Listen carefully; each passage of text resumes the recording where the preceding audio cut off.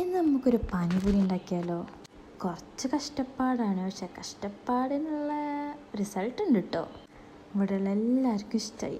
ഞാൻ ഫസ്റ്റായിട്ട് പാനിപൂരി കഴിക്കുന്നത് ഭയങ്കരമുള്ള സഭാ സ്ക്വയറില്ലേ, അവിടെ നിന്നാണ്. പക്ഷേ അതിൽ പുളിവെള്ളമൊന്നും ഉണ്ടായിരുന്നില്ല, ആ പച്ചവെള്ളം മാത്രമേ ഉണ്ടായിരുന്നുള്ളൂ. പുതിനയുടെ വെള്ളമില്ലേ, അത് നല്ല സ്പൈസി ആയിരുന്നു. അതുകൊണ്ട് തന്നെ ഒന്നോ രണ്ടോ ഒക്കെ കഴിക്കാൻ പറ്റുള്ളൂ, അതിൽ കൂടുതൽ കഴിക്കാൻ പറ്റില്ല കേട്ടോ. പിന്നെ രണ്ടാമത് കഴിക്കണത് ഞാൻ തന്നെ ഉണ്ടാക്കിയതായിരുന്നു. ഇതിപ്പോൾ മൂന്നാമത്തെ പ്രാവശ്യമാണ്.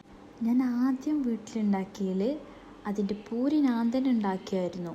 പക്ഷേ ഇതിലുള്ള പൂരി ഞാൻ യാറാമാളിന്ന് മേടിച്ചായിരുന്നു പാക്കറ്റായിട്ട്. എനിക്ക് തോന്നുന്നു ഉണ്ടാക്കണേക്ക് നല്ലത് പാക്കറ്റായിട്ട് മേടിക്കുന്നതാണ്. ഉണ്ടാക്കുന്നതാകുമ്പോൾ നമുക്ക് കൂടുതൽ നേരം ആ പൂരി വെക്കാൻ പറ്റില്ല, കാരണം തണുത്ത് പോകും. ഈ പാക്കറ്റ് ആയതുകൊണ്ട് എത്ര നേരം വെച്ചാലും കുഴപ്പമില്ല, ആ ഒരു ക്രിസ്പി അയിമുണ്ടാവും. വേറൊരു പ്രശ്നം ഉണ്ടോ, ഈ വീഡിയോ ഞാൻ ഫുള്ള് ആഡ് ചെയ്തിട്ടില്ലേ. പുതിന വെള്ളം ഉണ്ടാക്കണ വീഡിയോ ആഡ് ചെയ്യാൻ പറ്റില്ല. പിന്നെ പുളിവെള്ളത്തിൻ്റെത് ഞാൻ പറ്റുന്ന പോലെ ആഡാക്കിയിട്ടുണ്ട്.